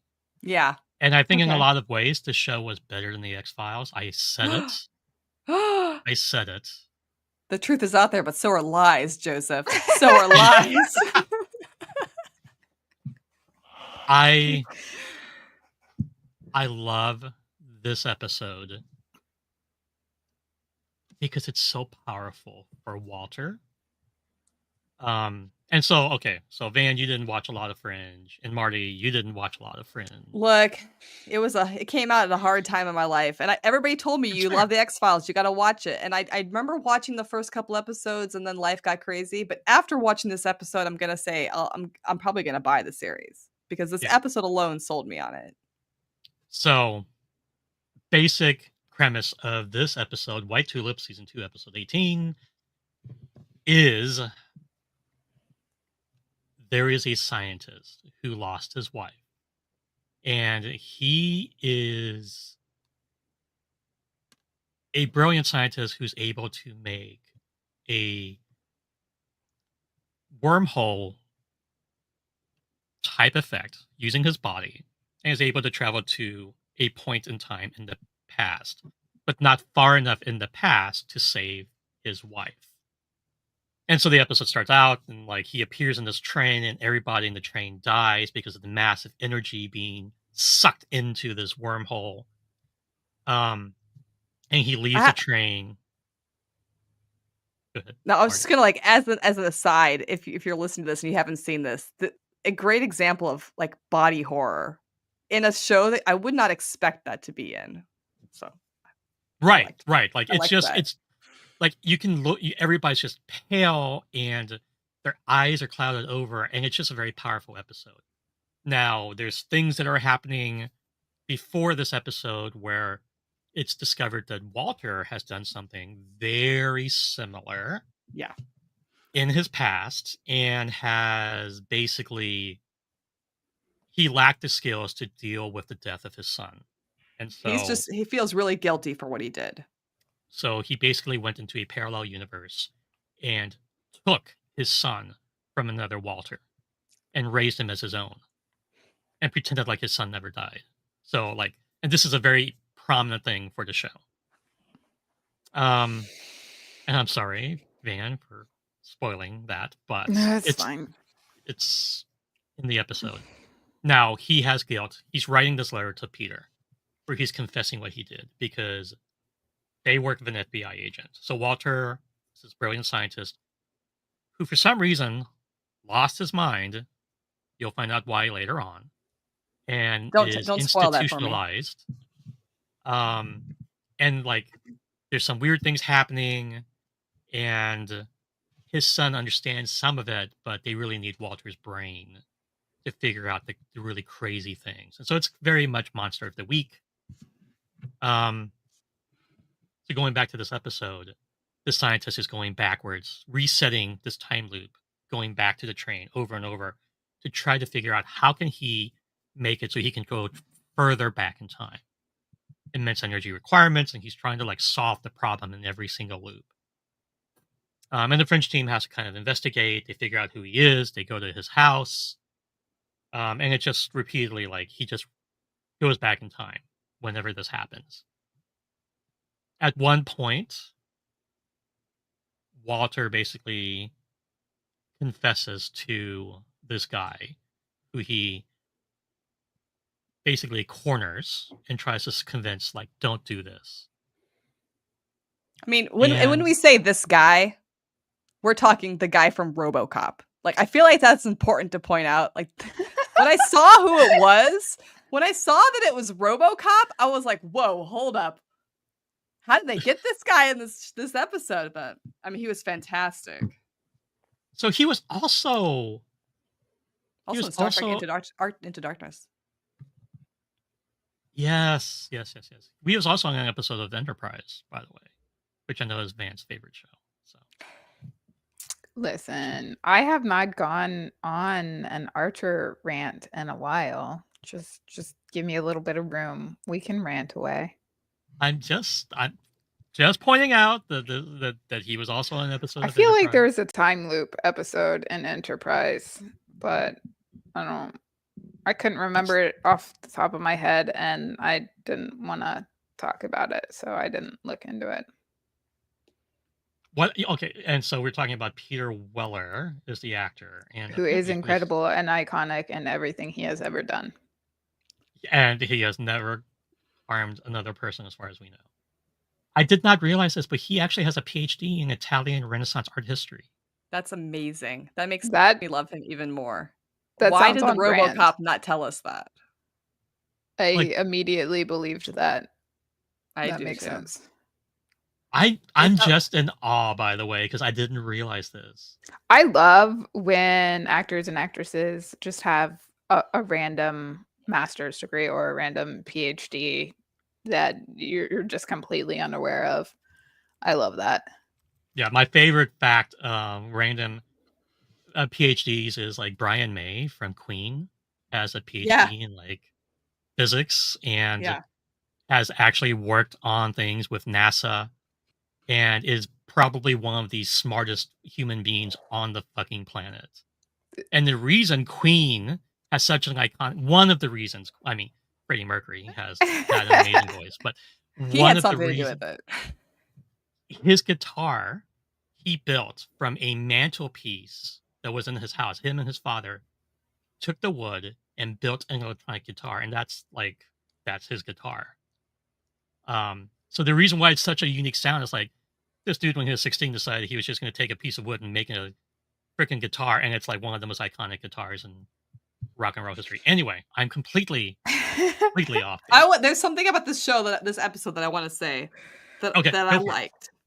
So one thing about this episode, and it was interesting watching it as somebody who'd never seen the rest of the show, because I'm looking at it kind of like with a blank slate on both sides of the episode, which kind of worked really well for this particular episode to be able to like kind of look at it from a critical lens. Something that this episode does that I didn't see in any of the other episodes is, so you have the actual time loop that the RoboCop guy is doing here. But there's another time loop that's going on. I don't know if you guys got it. It's the time loop that's going on in Walter's head. It's the time loop of his memories that are going on at the exact same time as the actual time loop. And there is a moment towards the end of the episode when he actually says out loud that he feels like he keeps reliving this memory of the horrible thing that he did. And you realize that not only is everybody in an actual time loop, but he is in a time loop that he has constructed for himself in his own mind. And he is not able to get out of it. And I loved that because I was like, that is peak character development. I was like, I don't know anything about this character. I don't know anything about this story except what this episode has told me. And that already tells me so much about this particular character and how he responds to things in his life. And that was very, very cool. I That like is that. very cool. That is cool, and that's a very good observation. Thanks. Because I kind of glossed over that. But you're right. He does. He is suffering, and it's kind of weird because I think he confesses to Peter Weller's character what he did because he knows it's a time loop, and Yeah, he's he like, does. Yeah. he's not going to remember it, and it doesn't really matter. And this one person could care less because he's got his own thing going on. And in that confession, he says, "I'm looking for a sign from the universe to forgive Mhm. myself, so that I can know that for a sign that God has forgiven me, so that I can talk to Peter, because maybe if God can forgive me, maybe Peter can forgive me." And so Peter Weller's character asks, like, what would that sign be? Like what? And he's like, a Mhm. white tulip. And he's like, well, it's December or whatever in Boston. No, there are no white tulips blooming, let alone white tulips. And he's like, I know, but he's God. He could find a way. Mhm. And this episode crushes me because the loop resets and Walter has told this guy how to get enough energy to travel back. And the guy, Peter Weller's character, has promised, I will go back into an open, empty field so nobody will be hurt except for Yeah. plants, which is kind of a dick move, but still. Yeah. Um, so that I can save my wife. And so the guy goes back, holds on to the promise, and he travels back in time, goes to this field, and he's carrying with him a letter that he had written. And we don't know what this letter has, but it's written to his friend, his only friend that he had at MIT. And he goes back and he runs and he jumps into the car before his wife is leaving because his one regret is that he had a fight with his wife before she left and perished in this car accident. So he's sitting there, he's talking to her and basically saying, I'm sorry, I love you. And then you see a car headed straight to them, even though they're parked, this car is headed straight to her car. And you hear a crash and it fades to black. And his friend, like, cuts a scene with his friend, and she's opening up this letter. And inside this envelope is another envelope, and it's written to Walter. And she's like, it just basically says, mail this letter on this date. Okay, whatever. And so then we go back to the scene where Walter's writing the letter, Peter, which has been in the loop over and over again. And he takes the letter and he stands up. And instead of like being pulled away to investigate this weird mystery, he's left to his own devices and he tosses the letter into the fire because he just can't give Peter the letter. He realizes he can't. And Peter comes in, brings in like a record player and tries to talk to him, and then like goes upstairs and there's a knock at the door, there's like the mail person drops the letter off at the door, and he opens up the letter, and it's this hand-drawn picture of a tulip on white paper, and he just kind of like breaks down because this is his sign from God. But you see, this is where I felt, okay, now I'm gonna go and I'm gonna binge the entire series. Because this moment at the end of the episode where he opens the letter and he sees the picture of the white tulip, he believes this is his sign from God. This guy knew he would believe it. We as the audience know this is probably gonna be a bad choice to not come forward and be honest with his son, that this is going to just make things even worse when it does eventually come out. Because I'm assuming, you don't have to spoil it for me. I'm assuming eventually Peter's going to find out what happened. this moment, you feel for Walter because you feel like he's seen his sign from God, but we know that's not from God, dude. Like, That's and not so from for God. me, that It's ironic because it is. in many I don't know. ways, Walter is a very arrogant person, and in his own mind, he's better than God. So this is a sign from himself to him Yeah, that he doesn't remember, which Yes. kind of plays into the right. character a little bit.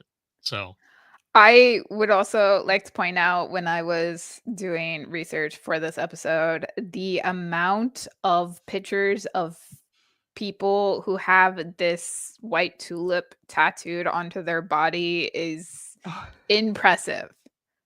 Impressive.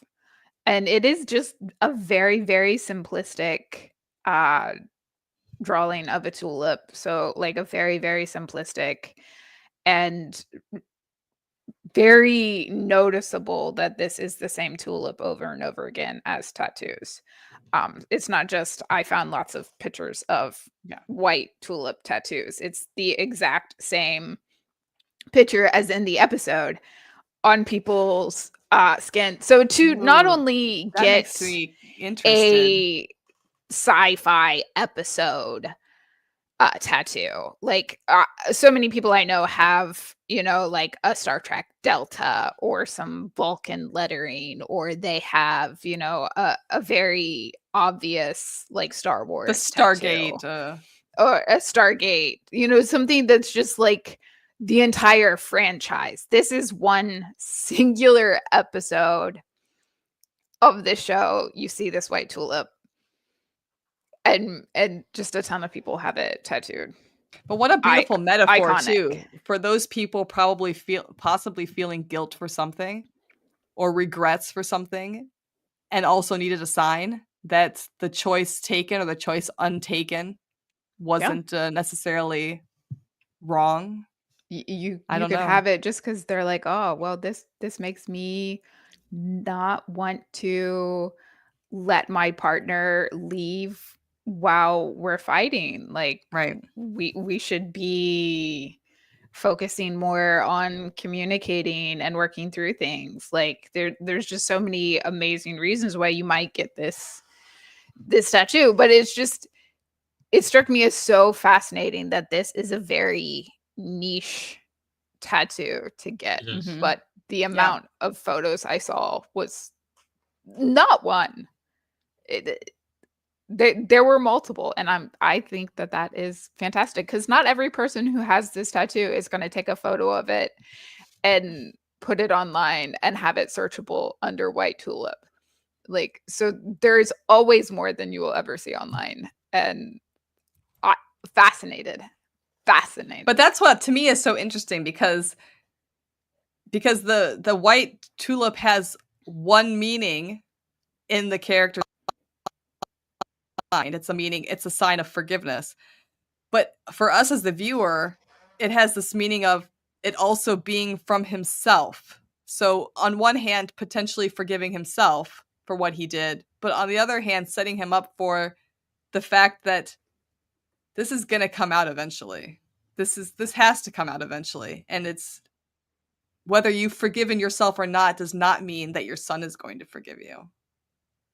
It's just such a powerful metaphor It's powerful. because of everything associated with the scene where this quote that I put that's up on the screen, right? Where I've asked God for a sign of forgiveness, a specific one, a white tulip. Right. Like in that scene, I mean, it's self-fulfilling prophecy, right? Yeah. it's self-fulfilling, but Peter Weller even looks at him as like, you're a scientist, right? There is God in the flu vaccine. There is God in like the saving of lives. He's like, you are a scientist. This is the only faith you need is science. Mm-hmm. And it's like Peter Weller is trying to tell him in his own arrogant kind of way, it's like, you need to have forgiveness for yourself because that's the only faith you really need is in your own ability, which is kind of arrogant, right? Mm-hmm. But also just so powerful because yeah, I mean at the end of the day, unknown to himself, he's forgiving himself, which is really kind of like you can go into like whole sorts of like therapy talking about how you need to be able to do that. I think it's just very powerful, which is why I think people kind of have adopted this so much because it's like it is super powerful. Um, and I mean, I love this episode just because of what a linchpin it is for what happens in the show later on. And I'm just going to say that I won't go into any Yeah. more. Yeah. Do a image search of Fringe white tulip tattoo sometime.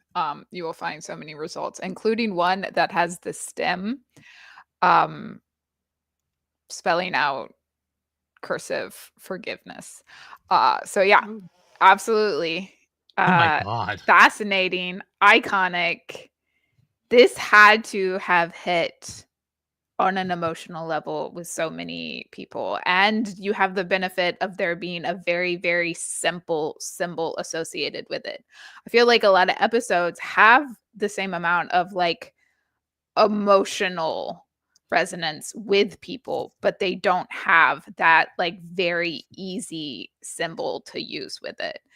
Um, so not only do you get, a really hard hitting episode, a lot of people focus on forgiveness a lot and forgiving themselves. But you also have just a very, very simplistic picture to go along with that. So that's why I think there are so many tattoos of it as opposed to other niche episodes from shows. But yeah, ouch. What I do find interesting about these last three examples where the time loop is essentially caused by somebody wanting to go back and save the person they love. I think it's interesting that they're basically all scientist characters. The Stargate character, it's a little bit on the edge of, whether he is really a scientist or not, but I got the impression he was because he was capable of understanding the knowledge of this contraption that the ancients had built. Then you've got Doctor Strange, and then you have this character, Dr. Alistair something. And I thought it was interesting that it's this parallel of science. I mean, they're all kind of a parallel of science versus faith. Yes. Yeah. At their core. And so it's interesting to me that we can see this basically same storyline told with three completely different endings. Yes. All from the scientific kind of point of view. I think of all the episodes we talked about, though, to me, the Fringe episode is the most full circle. Yeah. I do like Which surprised the ending. me. I do like the ending for the scientist and Fringe where he does go all the way back in time. And instead of changing time, he gets closure. And Right. I love that for him. Like he gets all the way back and does not change time, does not save his wife. He gets the closure that he always needed. Which is interesting because that means that ever since she died, he's been kind of a non-entity on Earth, that his presence hasn't made an impact without her. And so when he dies, it doesn't change anything. Except for his old colleague and friend being kind of sad. Yeah. Sad. But that is a very important point, right? Like he knows he's about to die. And he's okay with it. He could not live without her, and instead of trying to destroy the universe to save her, he wants to join her. He wants to join her. Yeah. I mean, none of the other episodes with the time loops really have that kind of full circle moment at the end like this one does. I feel like Stargate kind of does what we were discussing happened in Star Trek Discovery, where you have all of this, and then at the end, it gets wrapped up into a tiny little bow. Like he suddenly is like, you know what, you're right, it would never work. I give up. Which but at least is kind of what I said that Doctor Strange should do and didn't. Yeah. So, I mean, he was reliving a loop again and again, having all this time to think about it. So I'm not saying it doesn't make sense, but it was just kind of like, a couple people come here and tell me to stop. So I'm going to stop. They're right. That's what it took to bring me back to reality. I mean, but it's just, I think these last 3 shows that we talked about show that sometimes people can intervene and make a difference. Sometimes people can get closure by accepting the the faith of what's going to happen, their fate, I should say. And then sometimes people are just so arrogant that they will destroy everything because they can't accept closure. Mhm. Okay. Powerful episodes. I like that. Yep. I think is that a good way to lead us out? That is, I think that's a good ending. I think we did discuss our next episode is probably going to be about time travel, which is a great follow-up to Time Loop because they are different and the same. And maybe we can find some different shows that we haven't really spoken too much on in the past. So if anybody has some suggestions, send them our way. I watched a time travel movie last night. I forget what it was called. I didn't turn it on. My partner turned it on, and I had no idea what it was, so I was really confused for like the first 30 minutes. It was great. I love that. Well, so join us next time for time travel. That concludes episode 16, Ouroboros. We're so glad you tagged along. Give us a like and subscribe if you haven't already. Share our podcast with your friends, your family. In this timeline, don't go back in time to do it, preferably. Let's keep the loop open. Next episode will be time travel, and we will see you guys then. Yay! And happy 1-year anniversary to our podcast. Yes, and happy anniversary. Woo woo. Woo!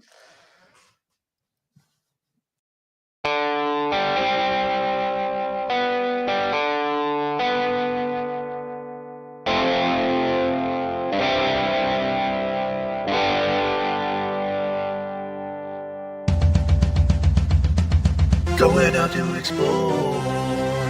Tune-in comes to another frackin' podcast. Time travel wormholes and more. Chevron's locked on another frackin' podcast. Debating all the lore. We get signal of another frackin' podcast. Nerdy topics galore. Systems go for another frackin' podcast.